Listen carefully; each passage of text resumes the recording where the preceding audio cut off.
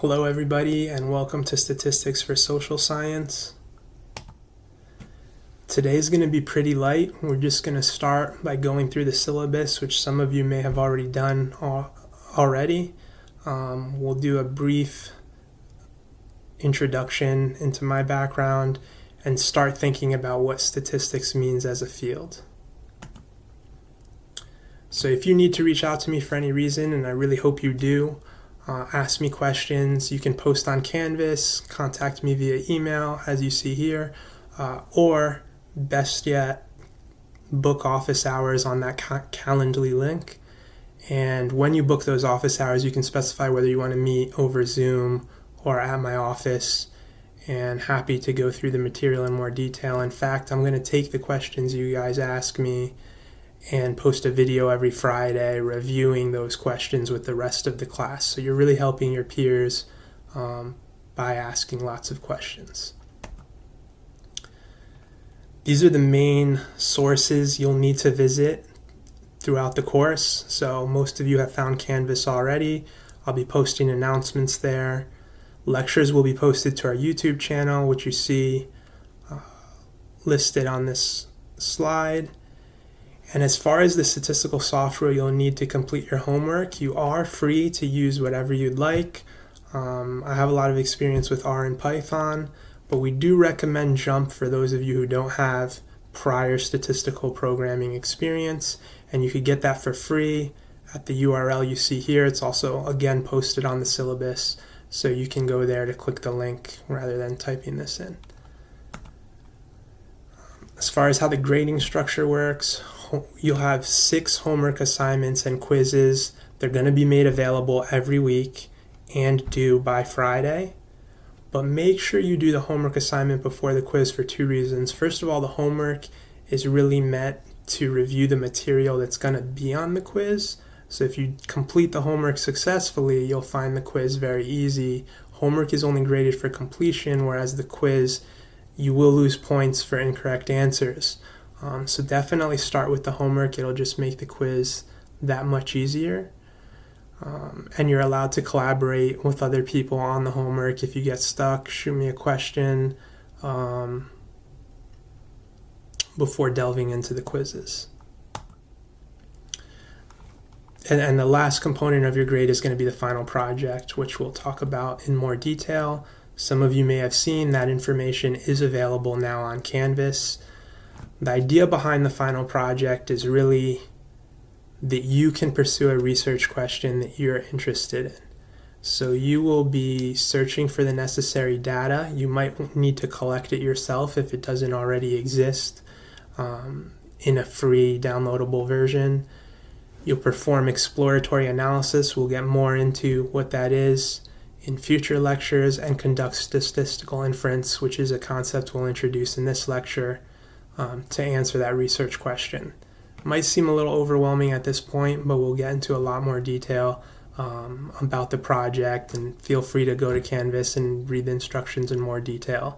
I'm going to update those instructions as we go over more material to reflect the language used in lectures. So the structure of the project isn't going to change in any kind of significant way, but I'm going to try to make the instructions more clear based on the material we covered. So I do want you to be aware of these important dates. 2 weeks from yesterday, you'll need to submit a project idea for approval. It's just going to be a quick check-in for me to ensure that it is a valid, something that I think you'll be able to perform analyses on, covering the concepts in this class. And before the end of July, I strongly encourage all of you to schedule an office hour with me to go over what you've done for your project so far, which doesn't have to be a lot, just to get some feedback prior to you submitting that project and ensuring that you're on the right path to get full credit. And then the project is due on April 18th. So while there are extensions available in the event of an emergency or sufficient cause for homeworks and quizzes, there are no extensions available for the projects. Unfortunately, it's just the way the calendar is. We only have 6 weeks, and grades are due right at the end of the semester. So please plan accordingly. I would hate for it to be a few days before the project is due and you find out there's a lot that you have yet to start, and it is a big chunk of your grade, so start early.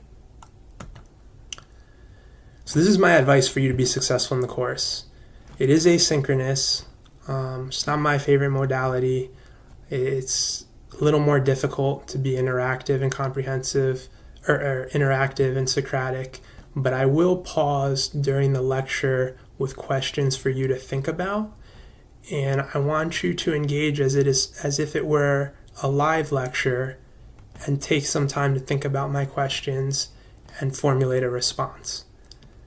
I also want you to think critically, and what I mean by that is, as I'm going over the material, think about why I'm saying what I'm saying. What am I going to say next? Try to poke holes in ideas I introduce to you and think about all the implications of those ideas. If you're thinking in this way, it's going to really help to solidify the material as we're going over it. I'm going to do my best to keep it simple, but this kind of attitude is helpful, not just in this class, but in all classes, in my opinion. I'd also limit the amount of material you review each day. I understand things happen. You might not get to a lecture every day, but I would hate for you to try to cram 3 lectures in one day. It's exhausting and you don't retain the information as well. It's much better to be steady and consistent in the amount of work you put into this class each day. And lastly, start homeworks early. This is advice I got as an undergrad. It's super helpful advice. Even if you don't do any of the homework problems, just looking at it in the back of your mind, in the back of your head, your mind is like a computer thinking about and processing what next steps on that homework is, so that when you do start it, you'll be more prepared and ready to go through the questions. So a bit about me. Feel free to call me whatever you'd like. Most people call me Chris. Students have called me Mr. Conti. My pronouns are he, him. I'm a grad student here at Virginia Tech, starting my 3rd year in statistics. In my past life before grad school, I worked as a software engineer and then a data scientist, primarily for financial services, corporations, and the pharmaceutical industry. I'm very passionate about education. I consider myself very lucky, having had some amazing instructors, and I've also tutored many students in volunteer and professional capacities. My teaching philosophy is really about taking complicated ideas and making them simple. I think that's the way I was taught, and that's the way I like to teach others.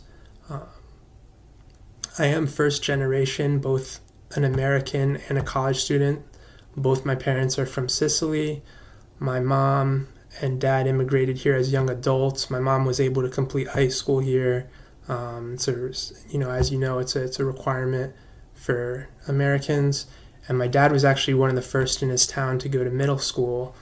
So we didn't know much about college or how to apply or be successful in college. And like I said, I was fortunate to have a lot of good teachers that helped me out. And now I'm pursuing a PhD. I do also struggle with some disabilities, and if that's something you relate to, I highly recommend that you take advantage of Cook Counseling. They have a lot of available resources to help you be successful. And those are personal and somewhat difficult things to share, but I wanted to share that so that you guys have some, if there's anyone there who relates, you have some representation. I think most people understand that diversity is a positive, and we need more diverse people, not just in statistics, but in academia. So, I want to share my background in that regard. So let's talk a little bit about statistics as the field. I want you to think for a second, if you had to define statistics, how you would do that, and give me some examples that you're familiar with of what statistics, of applying statistics. I'll just pause for a second while you think that through.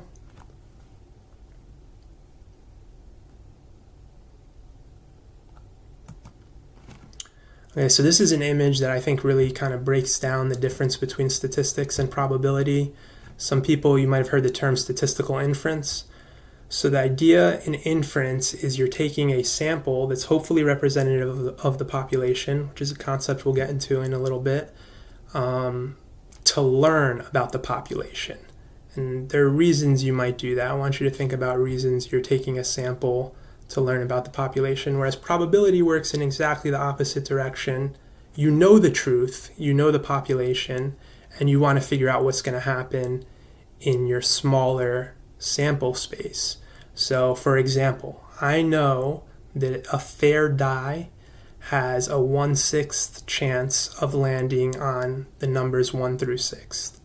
So if I'm playing a game at a casino involving dice, what is likely to happen? That is probability, right? Similar with cards, coin flips, right? I know in a fair coin, there's a 50-50 chance of heads or tails.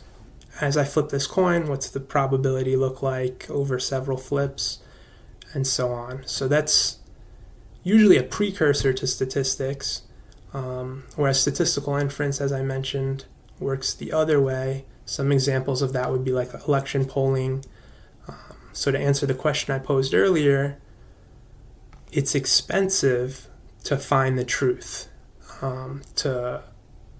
If you, in the case of an election, if you want to know what the outcome is going to be, you would have to interview every single voter or potential voter, figure out if they're going to vote accurately, and then figure out who they're going to vote for. And there's all sorts of issues in doing this. People aren't always entirely honest. It's hard to reach people. And for you as the statistician, there's this even larger issue of how do you, it's very expensive time-wise, financially, and so on to get in contact with all potential voters. So that's why you take a sample and then make a statistical inference about the general population. So this is a diagram that you'll see again in my lectures and kind of breaks down the difference between statistics and probability, two closely related fields that work in different directions in terms of your sample and the population. So I think a lot of people, when they think of statistics, they think it is a science or a math, even more specifically. And that's not true. Some of you may realize that it is actually both an art and a science. And that's because, like many sciences, the answers aren't always clear. The best way to proceed isn't always clear, and you need to have artistic ability as well to be successful in the field of statistics. So some people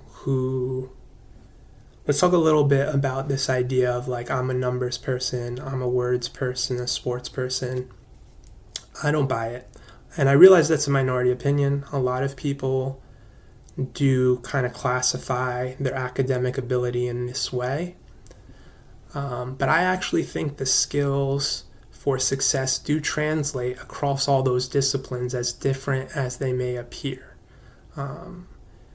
Perseverance, knowing how to get help.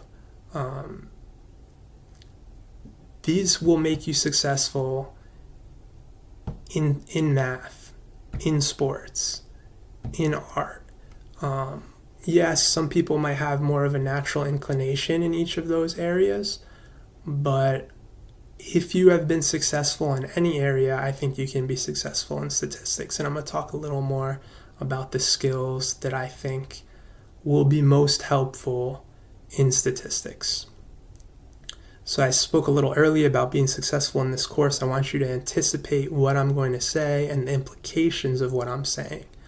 That's just helpful in digesting the material and kind of having some thoughts about the material before it's presented to you will make it that much more intuitive and easier to remember. I also talked a little bit about playing devil's advocate and poking holes in what I present to you. And then lastly, connecting the ideas to the bigger picture is really important. And I want you to repeatedly do that throughout this class and other classes, because it's easy to get bogged down in the details, but if you remember why you're learning these details, not only will they be easier to remember, but you'll know how the different concepts you're covering relate to each other. Integrity of the truth is also really important in statistics. I'm sure you've seen examples where people are misleading with statistics. I know someone in the mathematics PhD program here who talks a lot about mathematization, which is a word he and others use to mean taking a real-world problem and converting it into a math problem, and a real-world situation and converting it into a math problem. And when that's not done correctly, people can be misled. And you might have even heard about the reproducibility problem in the social sciences, where people perform their study incorrectly or interpret their results in a way that's misleading. And we know that because people are unable to reproduce those results in the future. So it's really important to think critically about the entire process from start to end, designing the experiment, conducting your analysis, and interpreting those results so that your findings are accurate and you're furthering your field. Lastly, I think this is an important skill. I mentioned this when we were talking about people classifying themselves into types of learners or skills. All material, when you're new to it, is challenging, and it takes perseverance and confidence to push through and know that you can figure it out given the time. And then the last skill that I think is really important for a statistician is we're really experts in the field of statistics, but by itself, statistics isn't going to teach you much about the world. It needs to be applied to other disciplines. And so we collaborate with a ton of people. For example, my early research has been in biostatistics. So we've worked with medical students, professors, and people in that industry to better understand that world and apply statistics to further both of our understandings. And you really have to know when and how to ask for help to do that. So now I'm going to talk a little bit about the inferential statistical process. Your first step is going to be gathering data. These are the steps involved in the statistical process at a high level. You gather your data, you conduct your analysis, interpret those findings, and repeat that process over and over again. Much like the scientific process, your findings will inform future research. So let's go into more detail in each of these steps. We talked a little bit about representative samples. What that means is you want your sample to look like the population you're studying. If it doesn't, obviously your inference isn't going to be valid. So how do you do that? Well, one inexpensive and really successful approach is randomization. So when you're selecting who's in your sample, you take your entire population and randomly pick, either through random number generators, or there's a ton of pseudo-random approaches you could use as well to identify who's in your sample. That's not perfect because, as you know, with any random process, there's a chance that you wind up with an unrepresentative sample. You could get a whole bunch of extremes just through random chance. It's a lower probability, but it could happen. So some other tools you might use are blocking, which is also known as stratification. Statisticians have a lot of words for the same thing, and you're going to see throughout this course that I'm going to reference a word and tell you other terms that people might use to convey that concept. So when people talk about blocking or stratification, what they're talking about is ensuring that you're accounting for your sample contains a proportion of people in each group, the same proportion of people in each group as the overall population. So to give you an example, if I'm conducting to use our prior example of voting in an election, predicting who's going to win an election, there are, let's just say our country is 55% male and 45% female. Or let's make it even simpler. Let's say it's 50-50. It's exactly equally balanced male to female.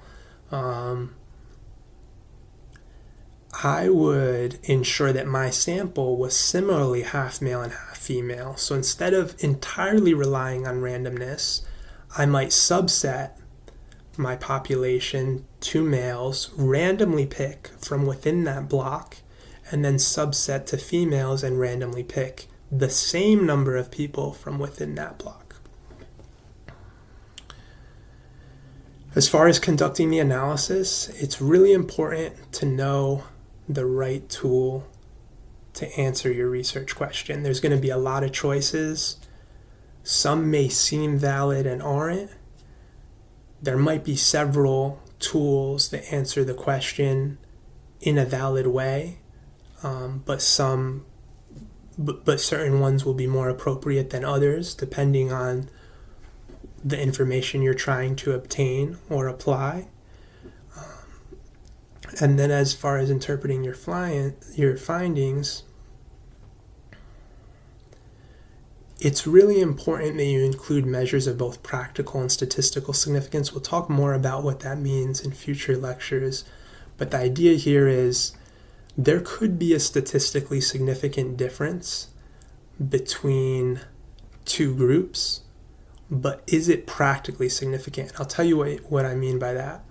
You'll learn in future lectures that with a high enough sample size, I could tell you, let's say, I'm making this up, this is an actual finding, but there's a significant difference between men and women when it comes to their driving speeds. But is it practically significant?